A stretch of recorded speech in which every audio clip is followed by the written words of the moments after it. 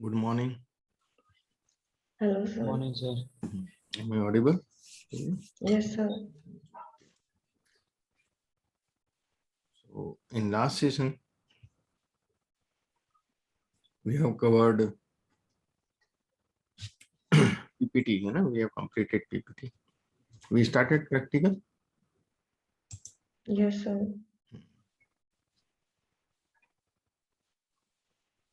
सब लूप बता रहे थे.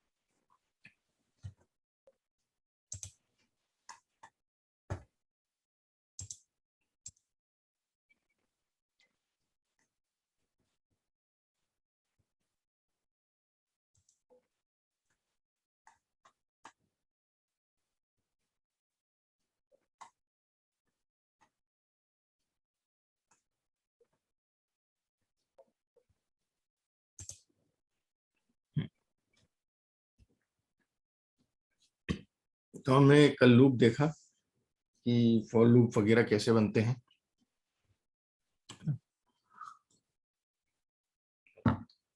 इसमें इटरेशन चाहिए पड़ता है, मल्टीपल कॉलम का चाहिए हमें कोई चीज या मल्टीपल रो में हमें कहीं डिसाइड करना है तो हम लूप का उपयोग करते हैं.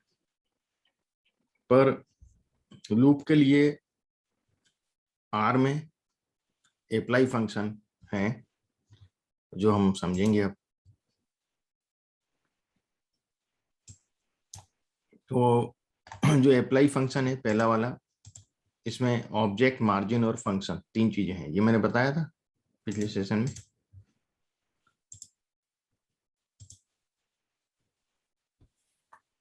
ये बताया था.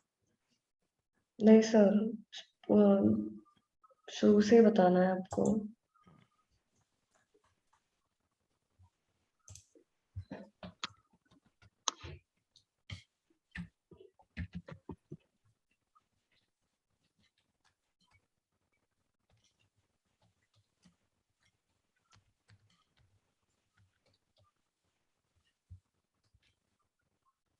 अप्लाई फंक्शन देखेंगे. अप्लाई फंक्शन का जो सिंटैक्स है,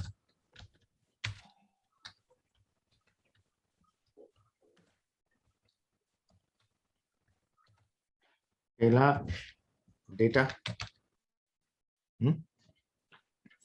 और ये जो होगा न्यूमरिक होगा, न्यूमरिक वेरिएबल होगा. दूसरा मार्जिन और तीसरा फंक्शन.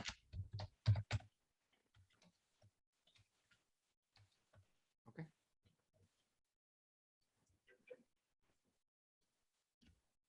अब मार्जिन क्या है? मार्जिन या यहाँ पे रो या कॉलम है.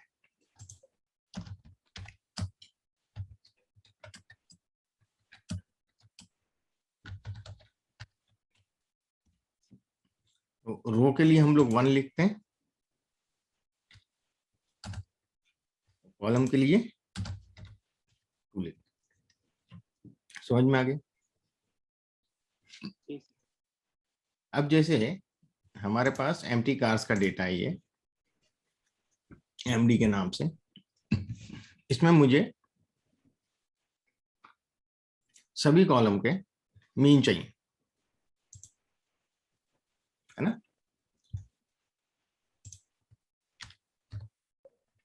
सभी कॉलम की मीन चाहिए. मैं अप्लाई लिखूंगा. देखिए दो अप्लाई हैं इसमें, एक स्निपेट का, एक बेस का. तो मैं बेस वाला अप्लाई लेना है ना. डेटा एमडी, मार्जिन कॉलम का लेना है तो 2 लिखूंगा, और क्या लेना है मुझे, मीन लेना है। व्हाट इट, ये फंक्शन है। समझ में आ गया आप लोगों को? सूर्या? Yes, sir. पहला डेटा, दूसरा मार्जिन, मार्जिन 1 या 2 होगा, 1 रो 2 कॉलम, और तीसरा फंक्शन। Yes sir. ठीक है, दे दिया इसने। दिख रहा है नीचे आउटपुट? Yes, sir.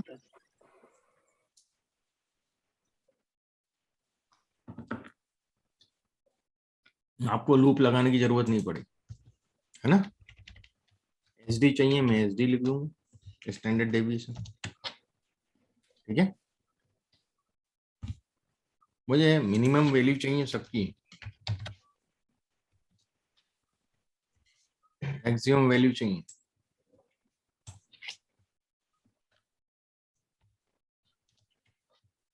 ठीक है, समझ में आ गया अप्लाई फंक्शन? Yes sir.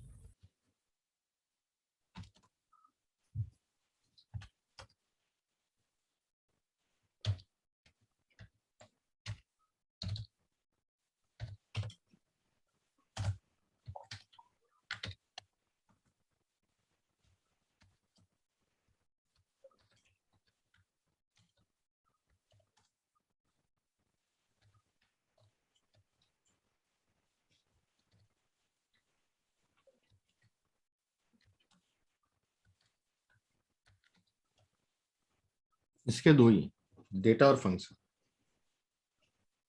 ठीक है, अब मैं एल अप्लाई लगाता हूँ अप्लाई की जगह, सेम चीज के लिए आपको अंतर समझ में आएगा।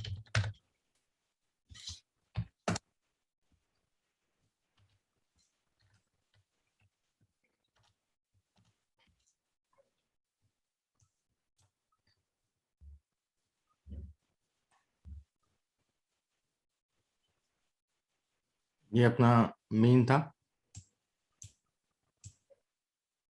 है ना, 20.09, यहाँ भी 20.09, सब वही मीन दे रहे हैं। दोनों में डिफरेंस क्या है?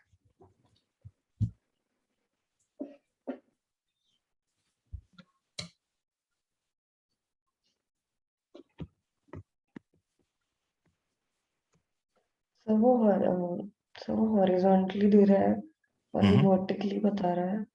हम्म, तो डेटा टाइप कौन सा है, वो कौन सा डेटा टाइप होगा, ये कौन सा डेटा टाइप होगा? हम्म,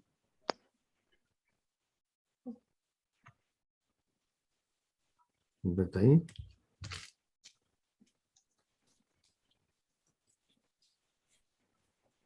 भाई श्रवण कुमार, जी सर। बताओ भाई। एक डेटा फ्रेम है और एक डेटा फ्रेम है आउटपुट। नीचे वाला लिस्ट होगा सर। ऊपर वाला ऊपर वाला सिंपल हम्म,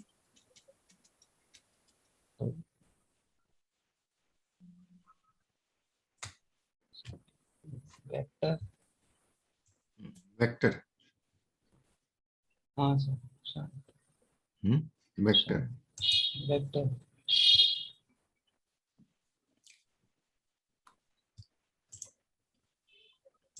आप कैसे पता करेंगे? तो देखिए, मैं कुछ भी नाम दे देता हूँ इसको, ऑब्जेक्ट नेम देना पड़ेगा।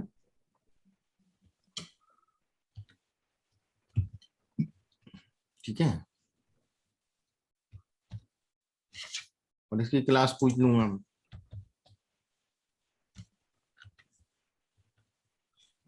न्यूमरिक काय का होता है? न्यूमरिक क्लास होती है वेक्टर की। ओके, मैं पूछने डायरेक्ट भी पूछ सकता हूँ, इस dot vector. True, got it.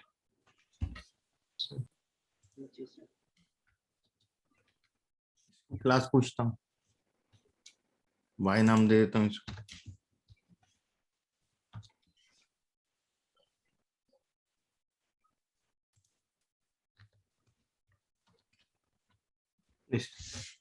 ठीक है,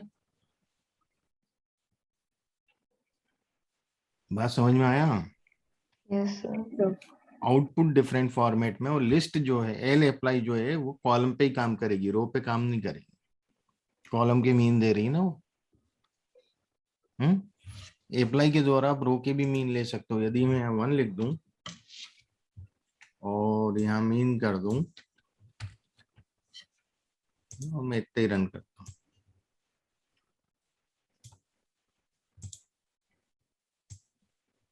हर रो का मीन दे रहा है।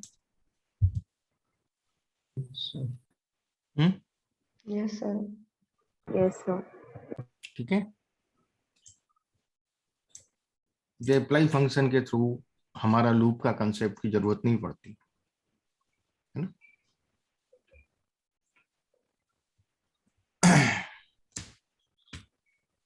और भी चीजें हैं मीन और सम फाइंड आउट करने के लिए। कुछ इंटरनल फंक्शन है आर में, रो सम्स या रो मीन्स।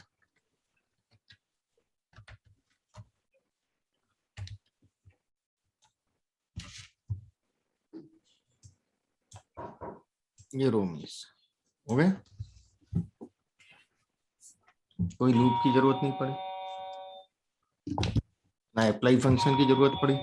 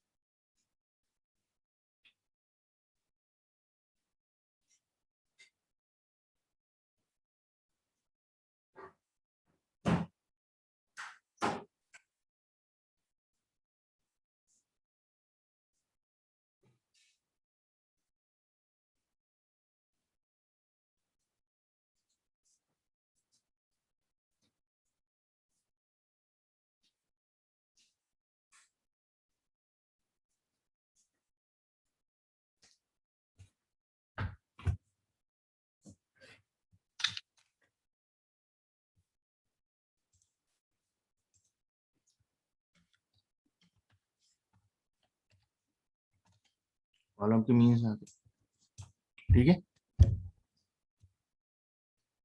हाँ जी, Yes, sir. ये फंक्शंस भी हैं। ऐसी सम के भी फंक्शन है, रो सम, कॉल सम्स, है ना। आप लोग देखेंगे तो बहुत से फंक्शन है।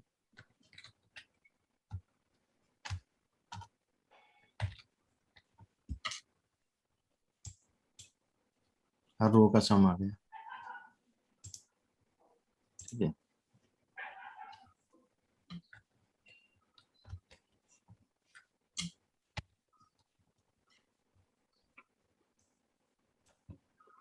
ठीक है, ये भी कुछ फंक्शन है, ध्यान रखना है।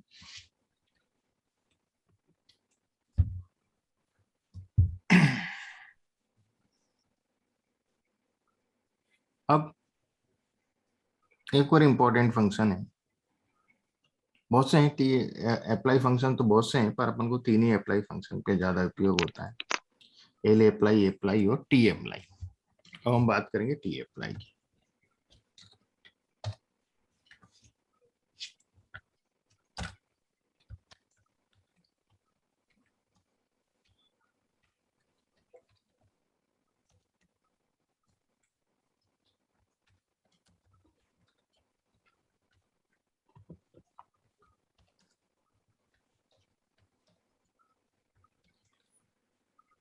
पहला न्यूमरिक वेरिएबल, ध्यान रखिएगा। दूसरा कैटेगरिकल वेरिएबल,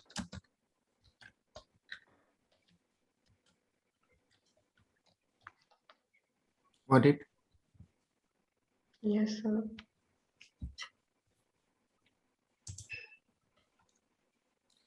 अब अपना ये जो डेटा सेट है एमडी का, इसमें मुझे माइलेज के मीन चाहिए, पर किस हिसाब से चाहिए, वीएस के हिसाब से। वी शेप्ड इंजन का माइलेज एवरेज क्या है, मीन माइलेज, और स्टेट इंजन का मीन माइलेज क्या है। या मान लो इसका नहीं चाहिए मुझे, एम में चाहिए, ऑटोमेटिक और मैनुअल जो गाड़ियां हैं तो ऑटोमेटिक गाड़ी का माइलेज का एवरेज क्या है और मैनुअल गाड़ी के माइलेज का एवरेज क्या है, समझ में आया कि नहीं? Yes, यस हाँ sir. भी। अब मुझे इस तरीके से चाहिए, तो ये कैटेगरिकल हुआ एम वाला, हुआ कि नहीं हुआ? 0 and 1 Yes, sir. एक प्रकार से दो कैटेगरी इसमें, और माइलेज जो है वो कंटिन्यूअस हुआ, न्यूमरिक, गॉट इट कि नहीं? ये न्यूमरिक है ना, continuous. Yes, sir. Yes, sir. तो मैं टी अप्लाई लिखता हूं और इसमें न्यूमरिक वेरिएबल माइलेज पहले डालूंगा, एमडी डॉलर, है ना, माइलेज। ओके, यहाँ पर्टिकुलर वेरिएबल डाल रहे हैं अपन। अभी अपन क्या कर रहे थे, इनमें सब में पूरे का देख रहे थे, पूरे डेटा सेट का। ओके, और कैटेगरिकल एमडी डॉलर एम और मीन। ओके, देखिएगा ओके। जीरो का मतलब है वी से ऑटोमेटिक व्हीकल, ऑटोमेटिक व्हीकल का जो माइलेज है वो 17.14 माइल्स पर गैलन है, और जो मैनुअल है उनका माइलेज 24.39 माइल्स पर गैलन है। किसका ज्यादा है? Manual. मैनुअल का। ये डिफरेंस कारों में भी है, और यही डिफरेंस आप देखेंगे कि मोटरसाइकिल और स्कूटर की बात करें तो जो बाइक्स होती हैं उनका एवरेज जनरली ज्यादा होता है, 70 किलोमीटर 80 किलोमीटर पर लीटर होता है, और जो आप Yes, स्कूटी sir. यूज करते हैं उसका 40-50 के बीच में होता है कि नहीं होता Yes, sir. है ना? ये डिफरेंस अपन को साफ देखने को मिलता है। ठीक है, ऐसे ही कार में भी है, मैनुअल गियर रहते हैं तो एवरेज ज्यादा मिलता है। ठीक है,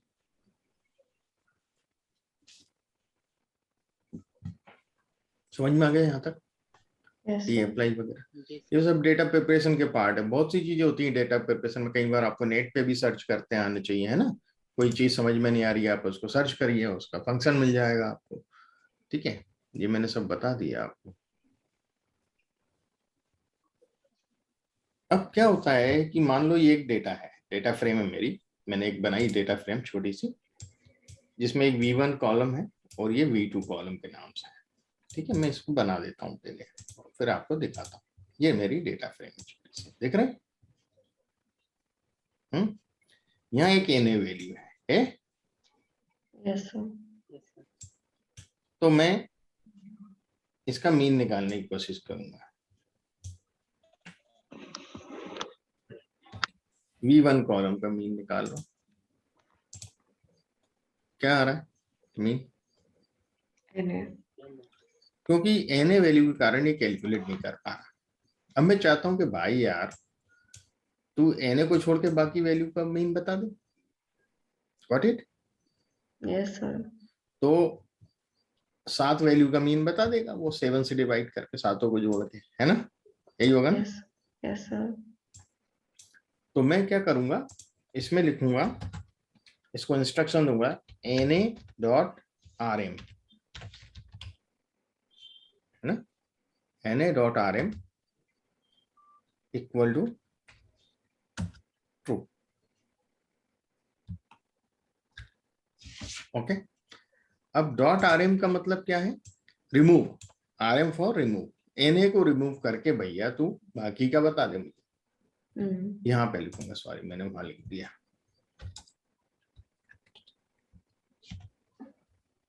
है ना? क्लियर? Yes, sir. बाकी का बता दे, तो इसने बता दिया मीन 4 है, got it? Clear Yes, sir. है भाई सबको समझ में? Yes, yes sir. Yes sir. अब एल अप्लाई में मैं मीन निकालता हूँ, माई डेटा, माई डेटा अब दोनों कॉलम का मीन देगा, है ना? पहले कॉलम का मीन तो एनए दे रहा है भैया, एल अप्लाई में भी। तो यहाँ भी मैं यदि na.rm ट्रू कर दूं तो दे रहा है। Yes, sir. कोई भी फंक्शन में आप देखिएगा कभी नहीं दे पा रहा है तो आप देख लीजिए उसमें मिसिंग वैल्यूज हैं, तो फिर आप na.rm ट्रू कर दें, got it? Yes, sir. Yes sir. अब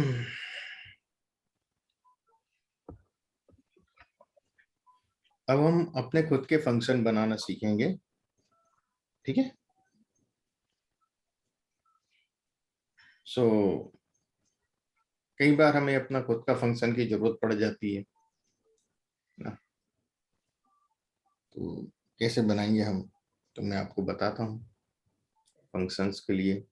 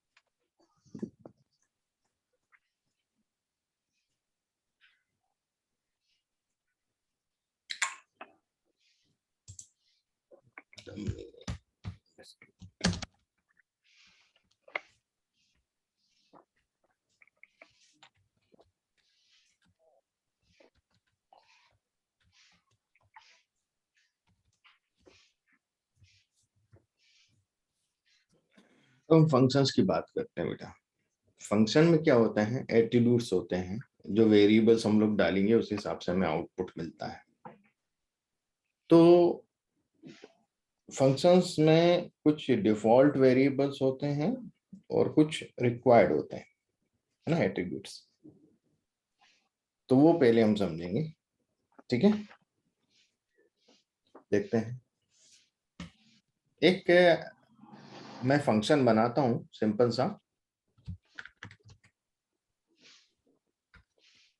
सरकमफ्रेंस ऑफ सर्किल के लिए, ठीक है।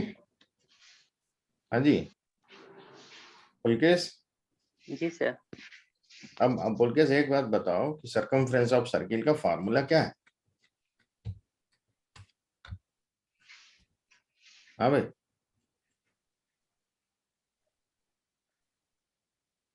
बताओ भाई। सर समझ नहीं आ रहा। भाई सरकमफ्रेंस ऑफ सर्किल, सर्किल पढ़ा है, area of circle, circumference of circle, maths पढ़ी है। 2 पाई आर या pi r square. 2 pi r, correct. 2 pi r उसका फॉर्मूला है ना। Are you agreed everybody? Yes, sir. अब 2 पाई आर में कितने वेरिएबल हैं?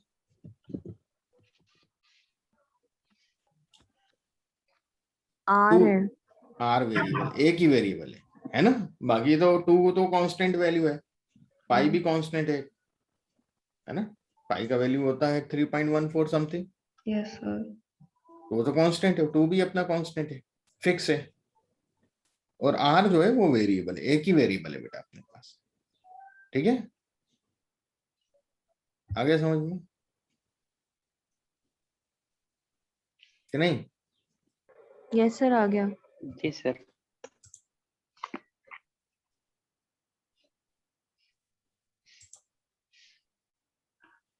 एक वेरिएबल में तो एक वेरिएबल डालूंगा, ये एट्रीब्यूट होते हैं, वेरिएबल्स जो होते हैं वो एट्रीब्यूट। एक ही वेरिएबल एक्स डाल दूंगा मैं, ठीक है। अब मैंने कर्ली ब्रैकेट लेना है और एंटर दबाना है।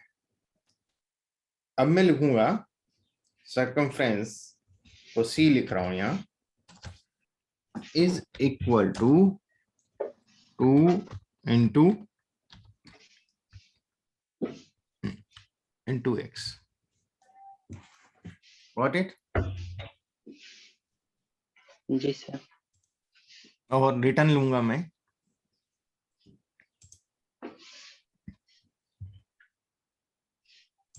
रिटर्न आर करके ले लें, बगैर आर के भी लेते हैं हम लोग, बगैर आर के लेंगे रिटर्न।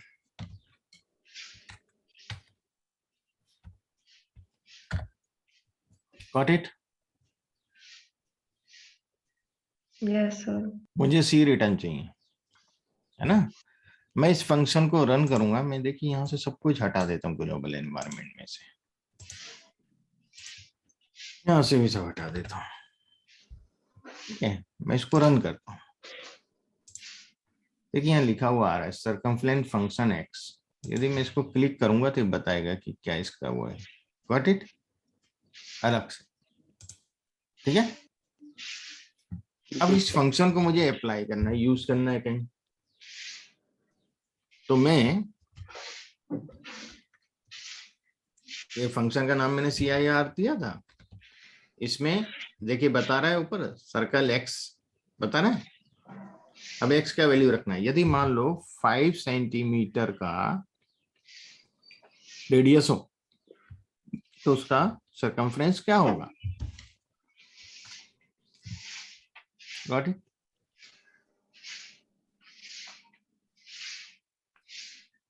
क्या बोलते हैं? जी सर। यदि 2 सेंटीमीटर का रेडियस हो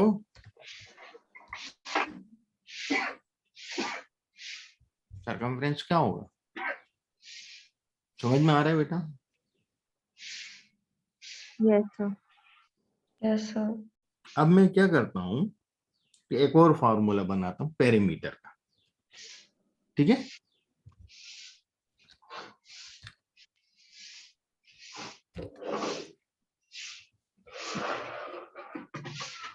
सिंटेक्स ध्यान रखिएगा। फंक्शन पेरीमीटर रेक्टेंगल, रेक्टेंगल में कितने वेरिएबल होते हैं भाई?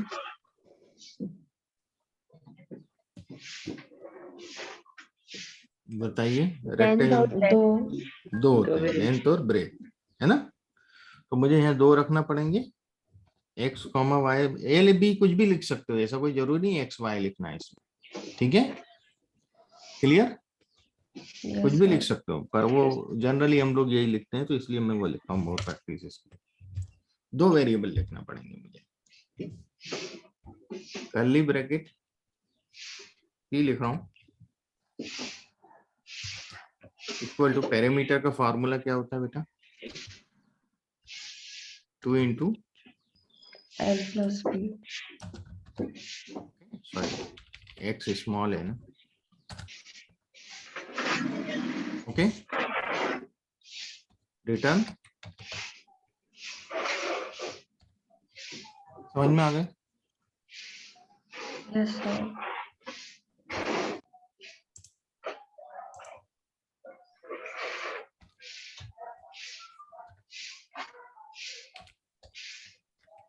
पेरीमीटर मुझे मालूम करना है। देखिएगा जब मैं इसको लिख रहा हूँ ना, पेरीमीटर ग्लोबल एनवायरनमेंट मतलब लोकल फंक्शन है, ठीक है। लोकल मतलब ग्लोबल एनवायरनमेंट यूजर फंक्शन है, यूजर डिफाइंड फंक्शन। क्या है? यूजर डिफाइंड फंक्शन है ना। Yes, sir. Built in function 2 तरह का। बिल्ट इन फंक्शन मीन जो है वो बिल्ट इन फंक्शन है, ऑलरेडी है आर में, है ना। Yes, वो सब sir. फंक्शन कहलाते हैं बिल्ट इन फंक्शन, और ये कहलाता है यूजर डिफाइंड फंक्शन। ये ग्लोबल एनवायरनमेंट यहाँ लिखा आएगा हमेशा डॉट ग्लोबल एनवायरनमेंट, है ना, जब आप इसको यूज करो।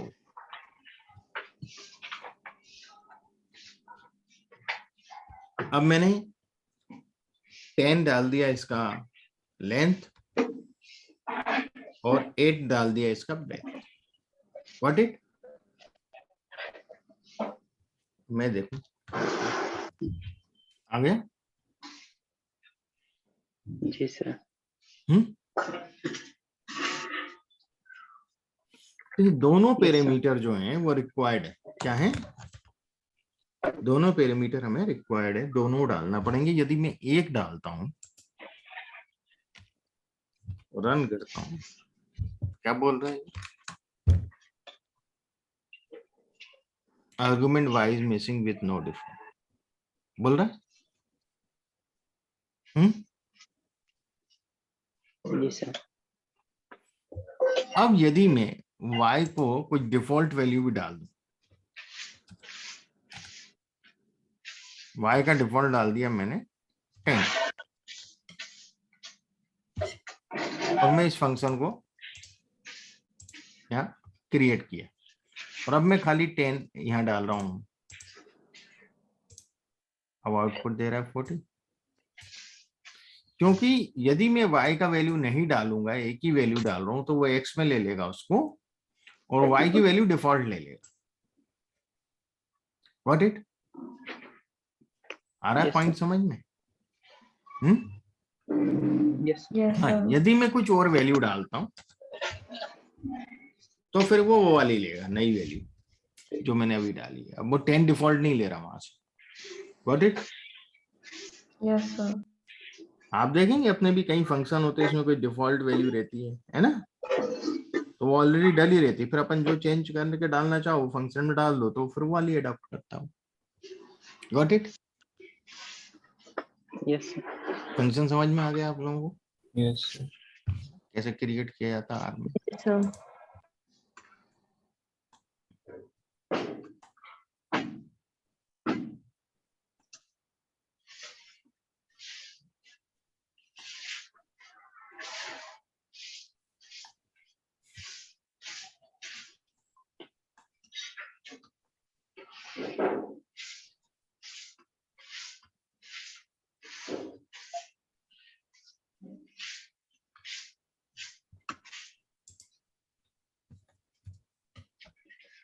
एक फंक्शन है अपना इफ एल्स फंक्शन।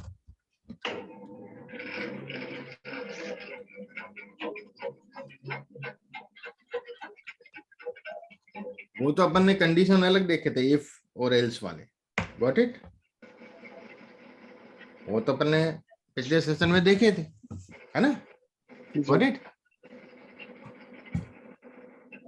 ये इफ एल्स फंक्शन है। इसमें क्या होता है, इसके जो एट्रीब्यूट्स हैं वो क्या है? अब एट्रीब्यूट्स आपको नहीं मालूम है, फंक्शन का नाम मालूम है, आप एट्रीब्यूट्स कैसे मालूम है? क्वेश्चन मार्क लिखेंगे,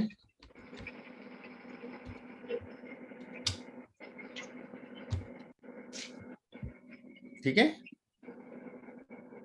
दिख गए Yes, sir. क्या एट्रीब्यूट्स हैं बेटा? टेस्ट, यस, नो, 3 एट्रीब्यूट, तीनों रिक्वायर्ड है। Test an object which can be converse to the logical mode, मतलब जो कि लॉजिकल मॉड में हो, equal to, equal to, greater than, smaller than, greater than, equal to, smaller than, equal to. ये test है। समझ में आ गया? जी सर।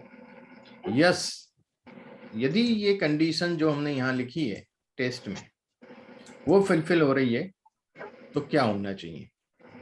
यदि वो ट्रू हो रही है, क्या यस में क्या डिसीजन होना चाहिए आपका? यस में क्या क्या करना है उसमें, और यदि नो हो तो क्या करना है? देखिए मैं बताता हूँ, बहुत सिंपल चीज।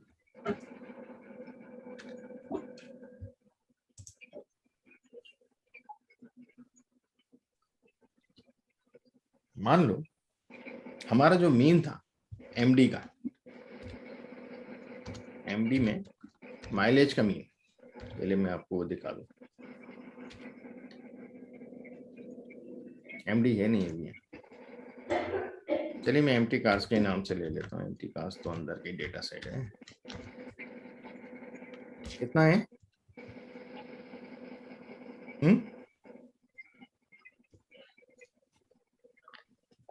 20.09। तो इससे जो नीचे का मीन है, 20 से नीचे के जो मीन है, 20 से नीचे के जो माइलेज है, सॉरी, उसको मैं लो लिख रहा हूं, और 20 या उससे ज्यादा के माइलेज उसको मैं हाई लिख रहा हूं। Got it? जी सर। मैं एक कॉलम चाहता हूं जिसमें 20 से कम माइलेज हो, उसको मैं लो लिख दूं, 20 या उससे कम, और 20 से ज्यादा वालों को मैं हाई माइलेज लिख दूं। ठीक है, 2 कैटेगरी चाहता हूँ, तो देखिए कैसे करूंगा।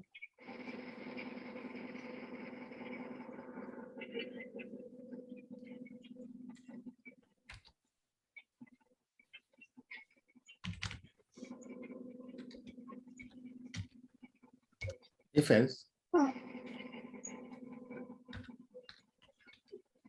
empty cars dollar mileage is smaller than or equal to 20 तो लो। अब देखेंगे ये जो यहाँ फंक्शन जो दिया हुआ है, इसके एट्रीब्यूट को आप देखें, test an object which can be coerced to logical mode. तो ये ऑब्जेक्ट लॉजिकल मोड, लॉजिकल यानी greater than equal to, smaller than equal to, greater than smaller than equal to, ये लॉजिकल है। व्हाट इट, यहाँ तक समझ में आ गया भाई? Yes, sir. Yes, sir. Yes, sir. अब इसमें Yes, यदि sir. यस, यदि हाँ ये कंडीशन फुलफिल हो रही है तो क्या चाहते हैं, यस में क्या चाहते हैं? अब मैं लो चाहता हूँ, उसको भाई लो लिख दे वो, ठीक है। और यदि नहीं है तो क्या है, यदि 20 से छोटा या इक्वल नहीं है, उससे बड़ा है, तो क्या लिखूं मैं? High. Hi. Is it clear? Yes, Yes, sir. sir. Understand? क्योंकि मैंने कोई ऑब्जेक्ट नेम नहीं दिया तो नीचे सीधे प्रिंट करेगा ये, ठीक है।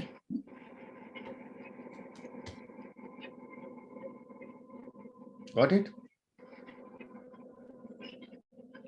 मैं आपको Yes, ओरिजिनल भी प्रिंट कर देता हूँ।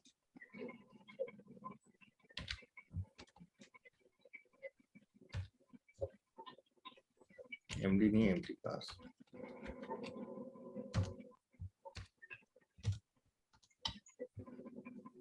कंपेयर कर लीजिए। 21 है high mileage, 21 high mileage, 22.8 high mileage है ना, यहाँ आप देखिएगा। फिर 21.4 high mileage, 18.7 low mileage. What it? Yes, sir. समझ में आ गया? Yes, sir.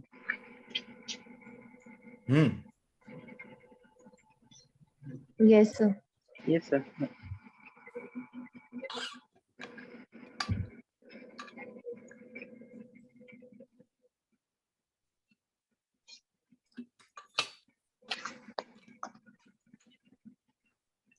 बोलिए अगेन। Yes, sir.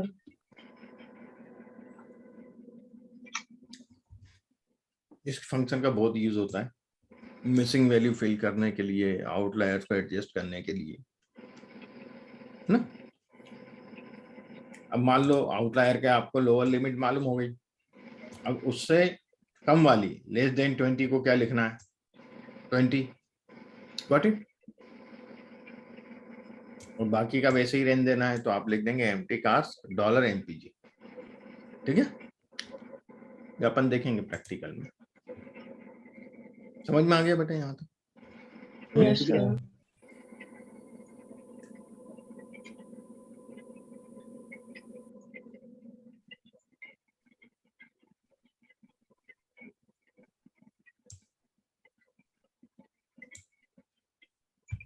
अब कुछ और फंक्शंस हैं, filter, select, arrange, mutate, summarise, ये भी रिप्लायर है, हम इसकी बात करेंगे। एक मिनट।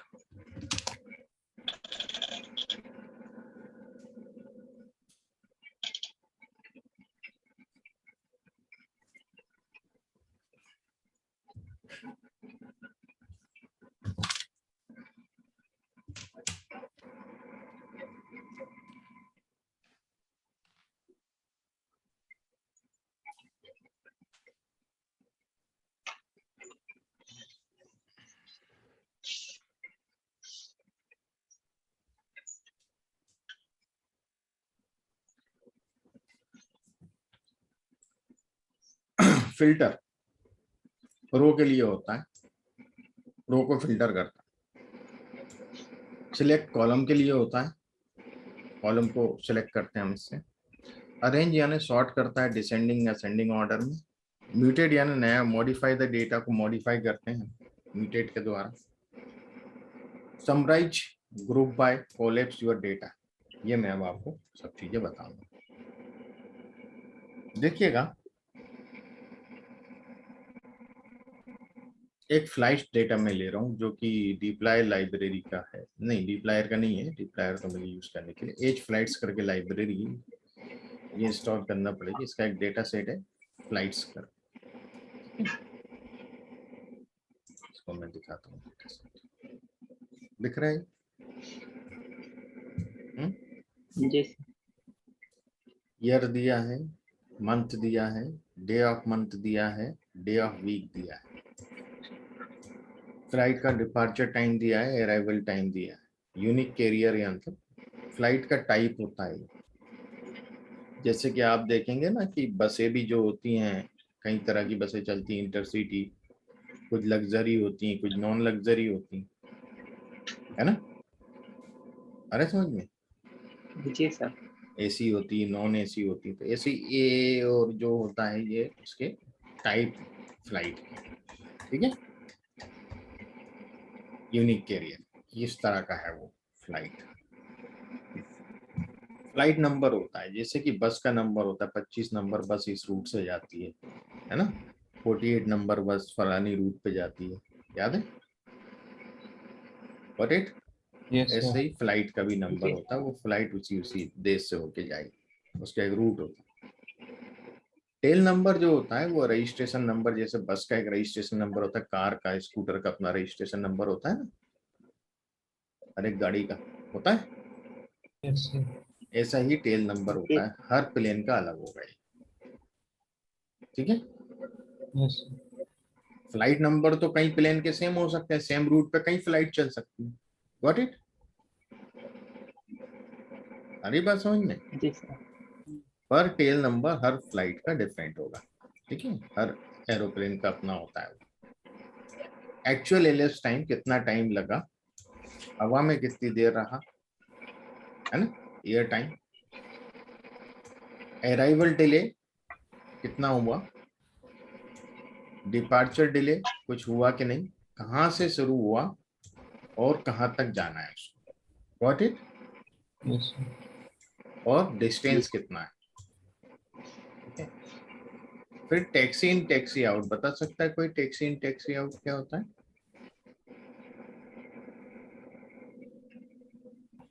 फ्लाइट जब रनवे पे उतरती है तो उसके बाद वो टर्मिनल तक पहुंचने में जो टाइम लेती है बेटा, उसको बोलते हैं टैक्सी इन, गॉट इट? जी सर। ऐसे ही टैक्सी आउट, ठीक है, या रनवे से लेकर के टर्मिनल से लेकर के जब तक फ्लाइट टेक ऑफ होती है, अंडरस्टैंड? हाँ जी। Yes sir. Yes, sir. Flights कभी कैंसिल्ड भी होती हैं, तो कैंसिल नहीं हो रही है तो 0, वो कैंसिल होगी तो 1 आएगा उसमें, देखिएगा कहीं पे 1 भी लिखा होगा।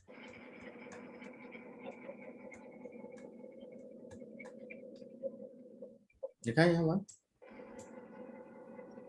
जी है, सर। Yes, 1 sir. लिखा है, तो ये सब जब कैंसिल होगी तो ना टैक्सी इन होगा, ना टैक्सी आउट होगा, Yes, sir. ना डिपार्चर डिले होगा, ना अराइवल डिले होगा, होगा क्या ये सब, बताइए आप रिया।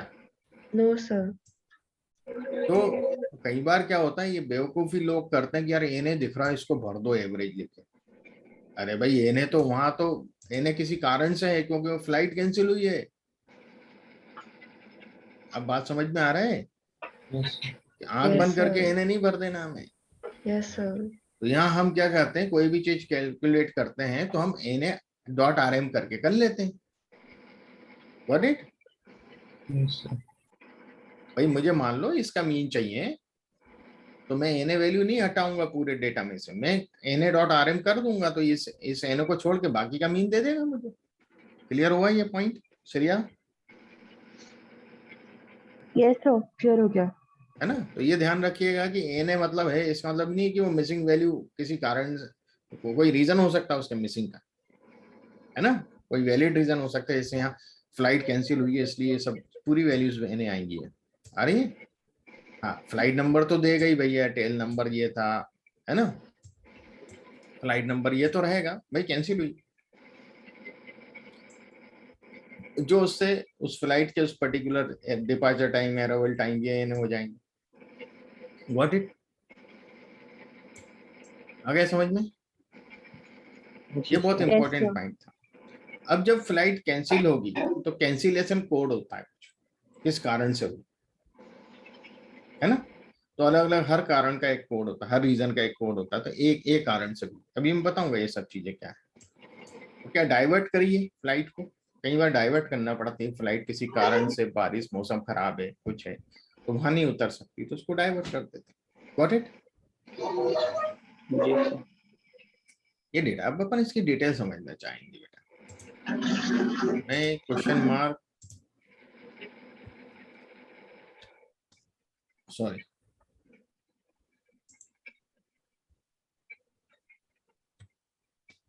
दिख रहा है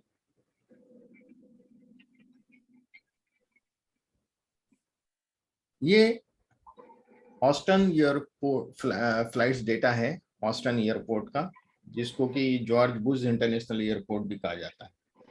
ठीक है, so this data set contains all flights departing, जो वहां से डिपार्ट करती हैं from Houston airports. The data comes from the Research and Innovation Technology Administration at the Bureau of Transportation Statistics के द्वारा आया है। इस डेटा फ्रेम में 2,27,496 जो है ऑब्जर्वेशन हैं और 21 कॉलम्स हैं। क्लियर? जी सर। इसमें ये बताया कि SQL lite version of the data in the standard location of using examples अपन यहाँ से ले सकते हैं लाइट वर्जन, पर यहाँ मैं CSV फॉर्मेट में दे रहा हूँ आप। Variables, year, month, day of month, ये क्या है? डेट ऑफ डिपार्चर को शो कर रहे हैं, 3 वेरिएबल। किसको शो कर रहे हैं भाई? उसने ईयर का कॉलम अलग दिया, मंथ का अलग दिया, डे ऑफ मंथ का अलग दिया, 1 2 3 4 5 6 7 8 9 10। ओके, ये पूरे तीनों मिला के क्या चीज शो कर रहे हैं? Date of departure. Got it? Yes, sir. जी sir. Yes, sir.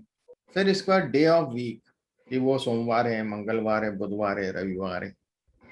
Got it? तो पहला किसके लिए होगा? 1 किसके लिए लिखेगा वो? पहला दिन कौन सा होता है वीक का? Monday. बेटा संडे से स्टार्ट होता है वीक, है ना? वीकेंड होता है खाली सैटरडे, संडे वीकेंड नहीं होता। Yeah. जी ठीक है, ध्यान रखिएगा, वीकेंड का मतलब होता है सैटरडे। ओके, तो 1 जो होता है वो संडे के लिए होता है। ठीक है,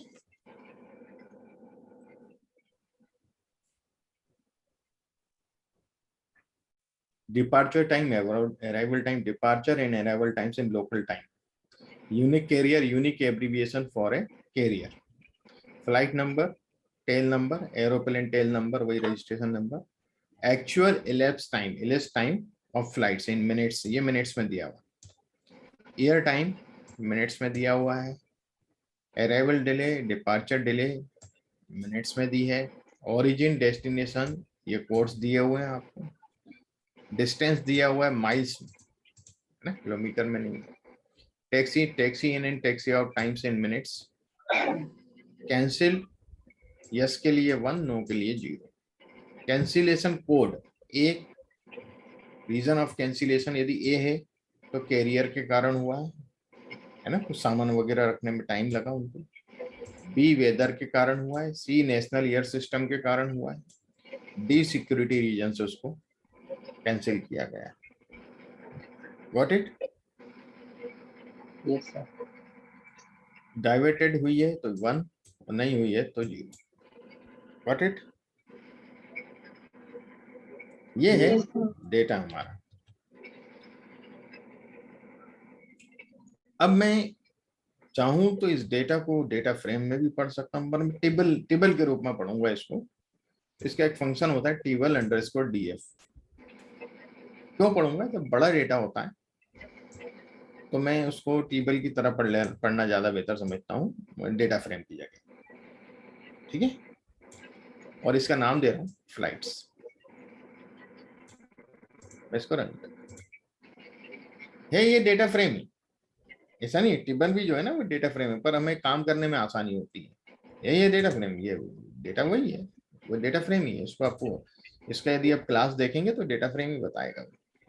पर मैं यदि टेबल को, यदि मैं फ्लाइट्स को डेटा फ्रेम के रूप में पढ़ूं और इसको यदि प्रिंट करता तो पूरी डेटा फ्रेम प्रिंट करता ही कि नहीं करता? जी बहुत ज्यादा रैम पे जगह मेरी वेस्ट हो जाती कि नहीं हो जाती है? जो भी फंक्शन हम यहाँ रन करते हैं वो हार्ड डिस्क में थोड़ी होता है, रैम पे होता है, सब कुछ होता है। Yes, sir. जी सर। Yes, मेरी sir. रैम वेस्ट होती है उसमें, तो मैं टेबल ले लूंगा। अब टेबल में देखिए, यदि मैं प्रिंट कर रहा हूँ तो उसमें क्या हो रहा है, बहुत जगह बचाता है। देखिएगा टेबल में क्या किया इसने, ये टेबल है, ये पूरे ऑब्जर्वेशन और 21 वेरिएबल्स ये बता रहा है। इसने कुछ कॉलम को प्रिंट किया, पूरे कॉलम नहीं किए। क्या किया? कुछ कॉलम प्रिंट किए, year, month, day of month, day of week, बाकी सब नहीं किए। इसके बाद लिख दिया with 2 2 7 4 8 6 rows, more rows and 13 more variables, लिख दिया इसने। What it? जी सर। तो इसने खाली 10 रो प्रिंट करी और बाकी क्या लिख दिया, भैया इतनी रो और हैं और 13 कॉलम और बचे हैं, इतने ही कॉलम उसने करे 21 में से। अंडरस्टैंड? बाकी के कॉलम के नाम लिख दिए इसने, ये कॉलम और है इसमें। अंडरस्टैंड? इसने स्पेस बचाया। अब देखिएगा मैंने क्यों किया, टेबल क्यों लिया, क्योंकि मुझे आउटपुट बार बार दिखाना है आपको, है ना, तो रैम पे जगह ना खाए।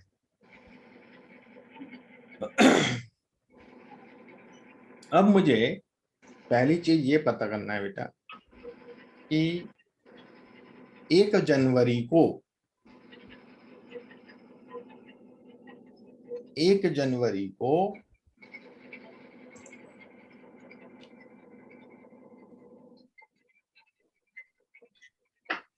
कितनी फ्लाइट्स गई थी, कितनी फ्लाइट डिपार्च हुई वहां से, हॉस्टन एयरपोर्ट से। तो 1 जनवरी यानी मंथ में मैं 1 लिखूंगा, नहीं लिखूंगा बेटा, जनवरी is the first month. Yes, और sir. डे ऑफ मंथ भी 1 लिखूंगा 1 जनवरी के लिए। Yes, sir. भाई जनवरी और 1 तारीख, ये डे ऑफ मंथ यानी तारीख हो गई, जो उसकी डेट, मतलब जो दिन है, पहला दिन और पहला महीना। 1 जनवरी हुआ कि नहीं हुआ? क्लियर? Yes, इसमें sir. मैं दोनों अप्रोच यूज करूंगा। इसमें मैं आर बेस के द्वारा कैसे करेंगे और डीप लाइब्रेरी के द्वारा इसको कैसे करेंगे, इन दोनों बताऊंगा। ये फिल्टरिंग कर रहे हैं, ये हम रो निकाल रहे है ना। तो फ्लाइट्स स्क्वायर ब्रैकेट में मैं कंडीशन डालूंगा, flights dollar month equal to 1 and intersection flights dollar day of month equal to 1 comma, मतलब ये रोज है इसलिए कॉमा के पहले का लिखा हुआ है, कॉलम पूरे चाहिए मुझे तो ब्लैंक छोड़ दिया मैंने कॉमा के बाद। समझ में आ रहा है? ऐसे Yes, कर रहे हैं sir. Yes, जी sir. इसको मैंने रन किया और मैंने D1 किया। देखिएगा मंथ पहला और डे ऑफ मंथ भी पहला। What it? आ रहा है समझ में? Yes sir. ये 1 जनवरी का डेटा, कितने ऑब्जर्वेशन आ रहे हैं हमारे पास? 552। कितने आ रहे हैं? 552 फ्लाइट्स जो हैं 1 जनवरी को डिपार्ट हुई हैं हॉस्टन एयरपोर्ट से। कल्पना कर सकते हैं 552 फ्लाइट्स एक दिन में, कितना बड़ा एयरपोर्ट होगा, कितना बड़ा जंक्शन है। अंडरस्टैंड? Yes, sir. जी सर।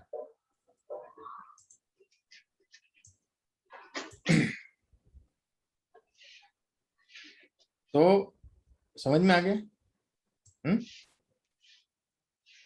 अब इसी में मैं फिल्टर फंक्शन यूज करता हूं जो कि डीप्लायर है। तो इसका एट्रीब्यूट्स क्या है? फ्लाइट्स, डेटा और पहला कंडीशन कॉमा दूसरा कंडीशन। अंडरस्टैंड? जी सर। मैं D1 ही नाम दे रहा हूं इसको भी, इससे ही प्रिंट करके बता रहा हूं। सेम चीज आया 552 ऑब्जर्वेशन 20। दोनों तरीके समझ में आ गए? Yes, sir.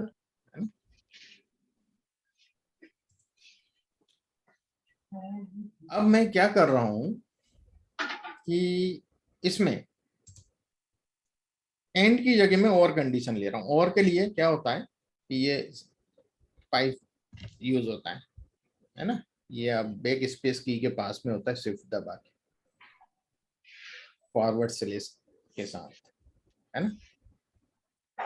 अब क्या होगा जब और करूंगा तो मंथ 1 तो जनवरी हो गया, है ना? मंथ इक्वल टू 1 यानी जनवरी। पॉइंट समझिएगा? तो जनवरी का पूरा डेटा देगा मुझे 31 दिन का ही है, एंड की जगह और है ना, ठीक है? और डे ऑफ मंथ 1 है तो हर महीने की 1 तारीख का डेटा देगा ये। क्लियर हो रहा है पॉइंट? Yes, sir. जी सर। पिछले बार जब हमने एंड लगाया था तो वो फिक्स था कि भाई पहला महीना और पहली तारीख का ही डेटा चाहिए मुझे, फिक्स था। एंड था ना, इंटरसेक्शन था। यहाँ और है, या तो 1 जनवरी का पूरा डेटा या 1 तारीख का डेटा या दोनों। Got it? ये दोनों देगा।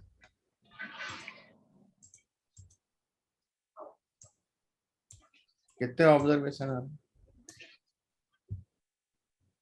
25,000। उसमें कितने आए थे? 552 एक दिन का डेटा। ये 31 दिन का डेटा वो, और 11 दिन वो। 31 और 11 कितने? 42 दिन का डेटा है। कितने दिन का है? 42 डेज। अंडरस्टैंड? तो आप देखिएगा 1 जनवरी 2 जनवरी दे रहा है इसे, हैं? जी सर। पूरा Yes, जनवरी sir. का, फिर इसके बाद 1 फरवरी का देगा, फिर 1 मार्च का देगा। 31 तो हो गए जनवरी के, और फिर 11 महीने बचे 1 तारीख वाले। तो 31 और 11 कितना हुआ? 42 हुआ। Yes, जी sir. सर। समझ में आ गया? Yes, sir. अब अपन इसी और वाले को यदि फिल्टर में करना है तो यहाँ भी पाइप लगा दे।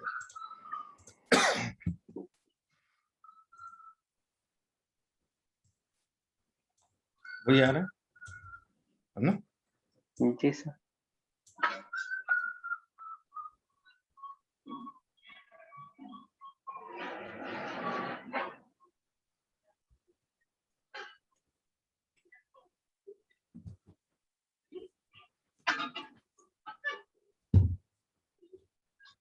अब हम फिल्टर लगा रहे हैं यूनिक कैरियर में। अब यूनिक कैरियर तो एक कॉलम है,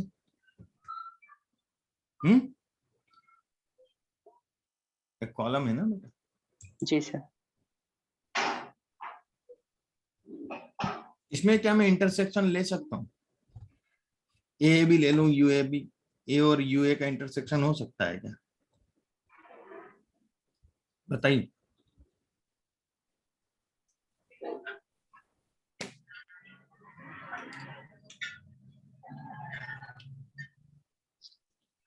बताइए।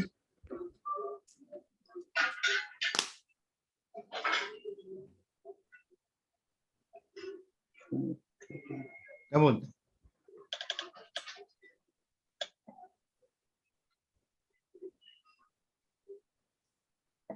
अभी सीरिया बताओ। सर नहीं हो पाएगा। कोई एक होगा, यूए होगा तो ए नहीं होगा, ए होगा तो यूए नहीं होगा। आ रहा है समझ में? Yes, sir. इंटरसेक्शन नहीं होगा, यूनियन होगा, है ना? ये यूनियन कहलाता है ना? तो फिल्टर कर रहा हूं, ए और यूए चाहिए मुझे खाली, है ना। तो मैं लिख दूंगा ए 5 यूए, कितना है 5316। आप देखिएगा ए और यूए मिलेगा आपको, है ना। यहाँ ए है और भी आगे चल के यूए। Got it. जी sir. Yes, sir.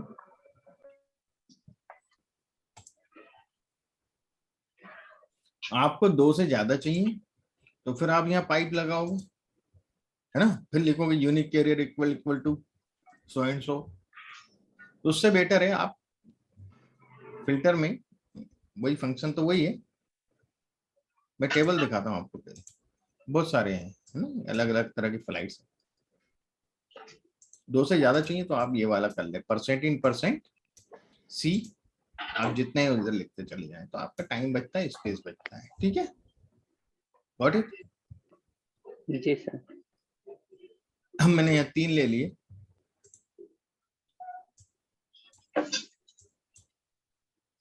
Okay,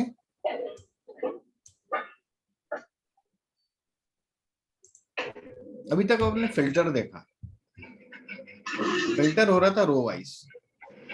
got it. अब हम देखेंगे सिलेक्ट, अंडरस्टैंड। सिलेक्ट होता है कॉलम के लिए।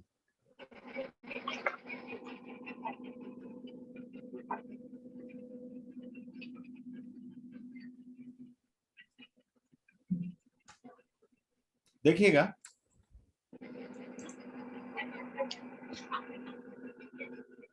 आर बेस अप्रोच,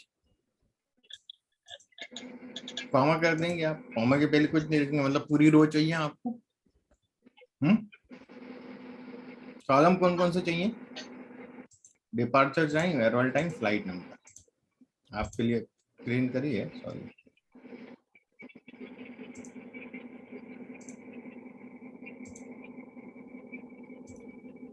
आ गया, फिल्टर हो गया, ओ सॉरी सिलेक्ट हो गया है, जी सर। सब डेटा फ्रेम बन गए। कुछ भी नाम दे सकते हैं तो सब डेटा फ्रेम हो जाएगा। वो अभी नाम नहीं दे रहा हूं मैं, प्रिंट सामने डायरेक्ट ले रहा हूं। यही मैं यदि डीप लायर का अप्रोच यूज करूं तो मैं सिलेक्ट फंक्शन यूज करूंगा, पहले डेटा, फिर जो कॉलम चाहिए कॉमा करके लिखते जाओ। Got it. Yes, sir. ये भी एक अप्रोच है। सिलेक्ट में ही और चीजें बताता हूं मैं। मुझे डे, ईयर से डे ऑफ मंथ तक के पूरे कॉलम चाहिए, तो देखिएगा ईयर और डे ऑफ मंथ के बीच में क्या है, मंथ भी है, तो यहाँ से ये तीनों कॉलम मिल जाएंगे मुझे। और भी होते तो वो भी मिल जाते। Got it. कॉलम लगा दूंगा, समझ में आया Yes, है? sir. Yes, sir.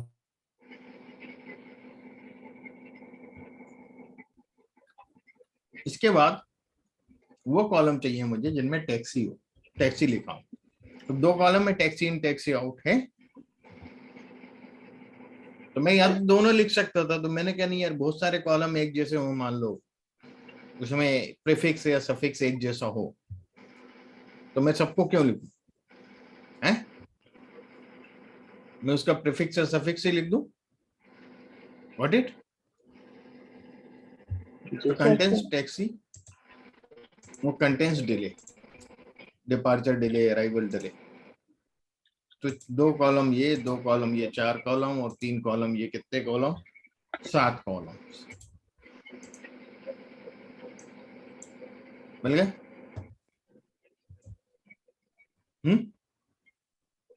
जी सर। देखिए ऑब्जर्वेशन आपको पूरे मिलेंगे इसमें, क्योंकि सिलेक्ट कर रहे हैं, फिल्टर नहीं कर। कॉलम नंबर चेंज होते जाएंगे जितने आप सिलेक्ट कर रहे हो। ठीक है,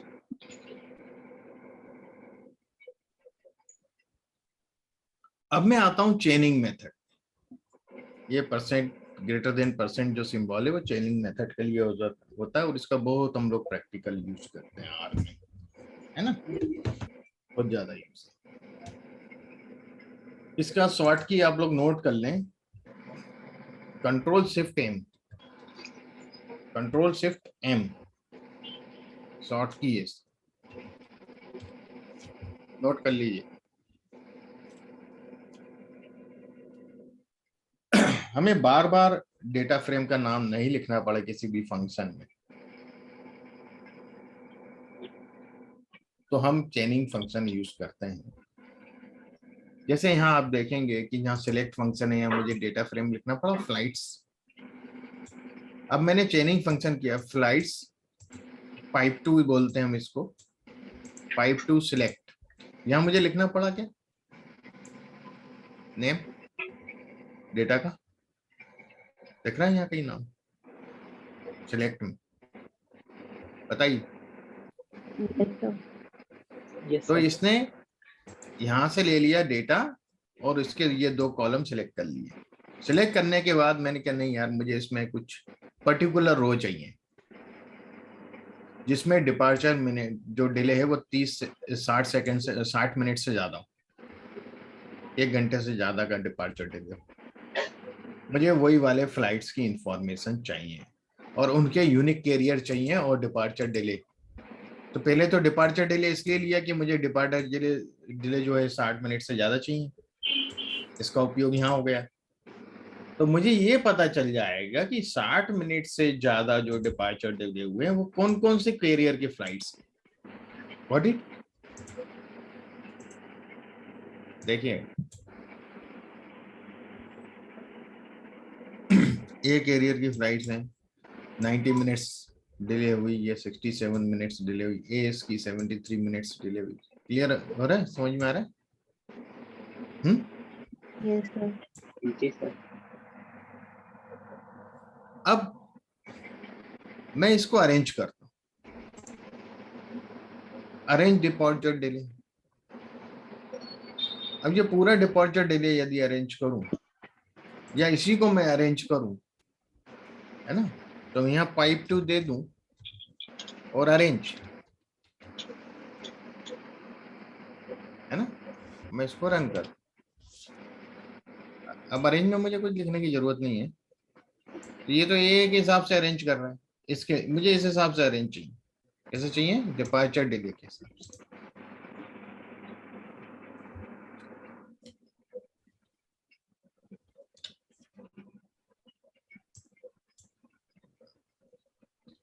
आगे समझ, सबसे कम 61 मिनट्स, ओके भाई 60 मिनट से ऊपर वाला है ना डिपार्चर डिले, तो 61 सबसे कम ही होगा। Sir. मैं इसको डिसेंडिंग ऑर्डर में भी ले सकता हूँ।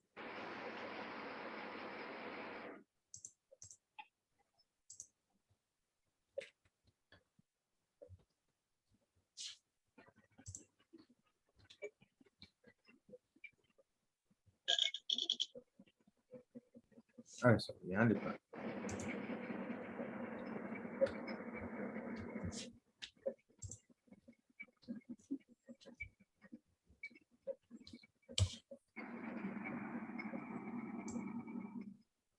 ये डिसेंडिंग ऑर्डर में सीओ फ्लाइट हुई है 981 मिनट्स डिले हुई है, ठीक है। ये 970, 931, 869, 814 समझ में आ गया आपको? जी सर। डिसेंडिंग असेंडिंग, ठीक है, क्लियर हो गया भाई? Yes, sir. Yes, sir. ये आर बेसिक का फंक्शन है, ये थोड़ा कंफ्यूजिंग रहता है, इसको मैं नहीं लिख रहा हूँ। चेनिंग मेथड ही यूज करें आप लोग, ज्यादा बेटर है, इसमें कंफ्यूजन नहीं होता है, हमें मालूम रहता है हम क्या कर रहे हैं। अब हम बात करते हैं कि कोई नया कॉलम हम म्यूटेट कर रहे हैं एग्जिस्टिंग कॉलम के बेस पे। मेरे पास डिस्टेंस है, मेरे पास ईयर टाइम है और मैं चाहता हूं स्पीड, और मैं स्पीड चाहता हूं माइल्स पर आवर। अब मेरे पास जो टाइम दिया है वो तो मिनट्स में दिया है, टाइम में दिया है, मिनट्स में दिया। मैं टाइम को यदि 60 से डिवाइड करूंगा तो आवर में कन्वर्ट होगा। Clear? Yes, Yes, sir. sir. तो speed is equal to distance upon time. Time को मैं 60 से डिवाइड कर रहा हूं तो डिनोमिनेटर का डिनोमिनेटर क्या होगा? न्यूमरेटर हो जाएगा। हो जाएगा कि नहीं? Yes, sir. इसलिए वो मल्टीप्लाई हो जाएगा 60। Got it? तो फ्लाइट्स डॉलर, एक तो जो बेसिक अप्रोच है, मैं फ्लाइट डॉलर स्पीड, ये नया column flight dollar distance divided by flights dollar year time into 60, ये मेरा एक नया कॉलम बन गया बेस आर अप्रोच से। और यदि मैं इस फ्लाइट्स में आपको दिखाऊं, ये स्पीड का कॉलम आ गया बेटा। Yes, sir. Yes, sir. Yes, sir. ये बेस आर अप्रोच है। क्या मैंने दिखाया है अभी इसको नीचे प्रिंट करके? ये स्पीड का कॉलम या दिखाया, distance year time speed. Okay. Dplyr approach में मैंने फ्लाइट्स लिया, उसमें से डिस्टेंस और ईयर टाइम जिसकी जरूरत है वो मैंने सिलेक्ट किया, और इसके बाद म्यूटेट किया, मॉडिफिकेशन कर रहा हूँ डेटा में, एक नया कॉलम ला रहा हूँ। स्पीड कैसे ला रहा हूँ? Distance over year time into 60। यही चीज, मुझे ये नहीं लिखना पड़ा। लिखना पड़ा क्या? ओके, क्योंकि ये तो यहीं से चेनिंग से आ रहा है। देखिएगा सेम आ गया दोनों का। Got it? Yes, sir. Yes, sir. Yes, sir.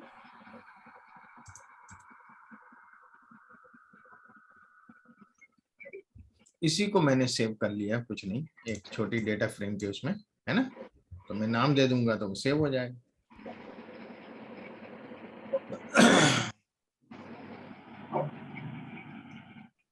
अब बात करेंगे हम ग्रुप बाय फंक्शन की और समराइज फंक्शन की।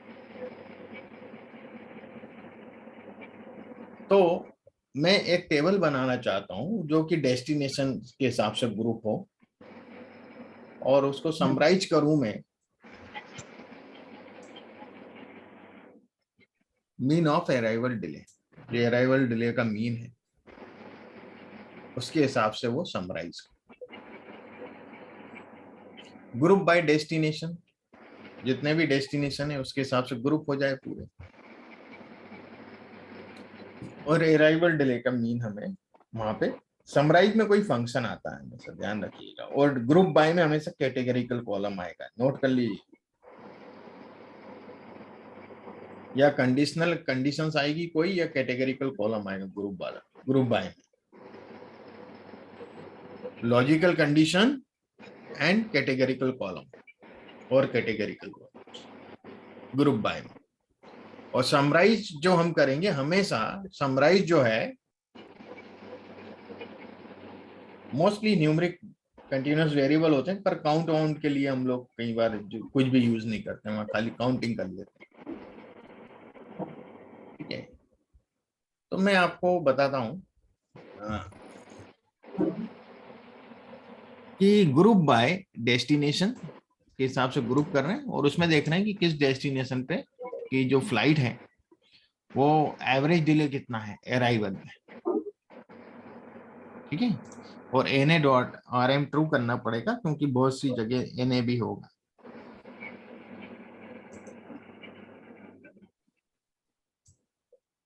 ये एबीक्यू जो डेस्टिनेशन है वहां की फ्लाइट 7.23 एवरेजली डिलेड होती है।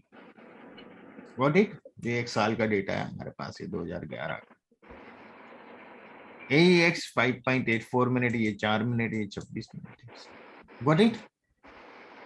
Yes, sir. ये Yes, पूरा sir. ग्रुप बाय कर दिया इसके हिसाब से। अंडरस्टैंड? Yes, sir. अब ये ग्रुप बाय जो फंक्शन है, यही हम अप्लाई में भी कर सकते हैं कि नहीं कर सकते? बताइए। टी अप्लाई बताइए। टी अप्लाई पढ़ा था अपन ने? जी, sir. क्या है, अराइवल डिले, है ना।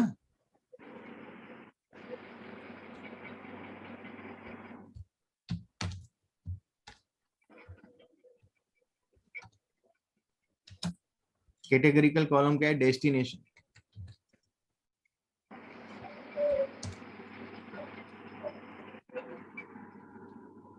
ओके, और क्या है, मीन। अंडरस्टैंड।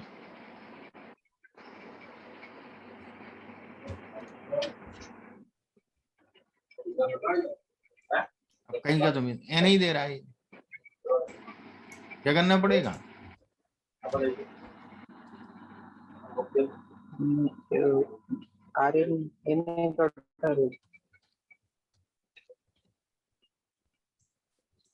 दे दिया। 7.abq, तो आप देखेंगे एबीक्यू जो अपना पिछला था एबीक्यू 7.23, तो यहाँ क्या बता रहा है 7.23, सेम है। Yes, sir. जी सर। तो टी अप्लाई भी यूज कर सकते हैं और ग्रुपिंग के द्वारा भी किया जा सकता है। गॉट इट है। Yes, sir. Yes sir. अब कल अपन देखें इसको, मेरे ख्याल से कौन गया भाई, प्रिया चली गई, है ना। 8 हो गए हैं, कल अपन और देखेंगे ग्रुप बाय, वो कल थोड़े बहुत और फंक्शन अपन टाइडियल लाइब्रेरी के पढ़ेंगे, है ना। बहुत से फंक्शन बचे हैं, डेट पढ़ना है हमें, ठीक है।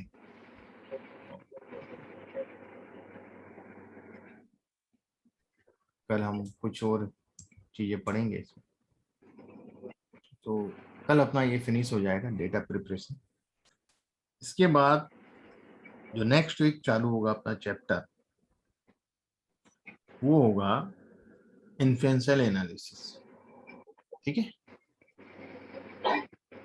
नेक्स्ट वीक वो फिनिश करके फिर अपना आएगा predictive analytics. Got it.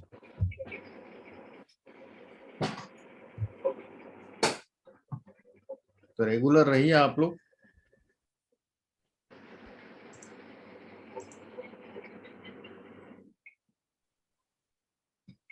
Okay, have a nice day.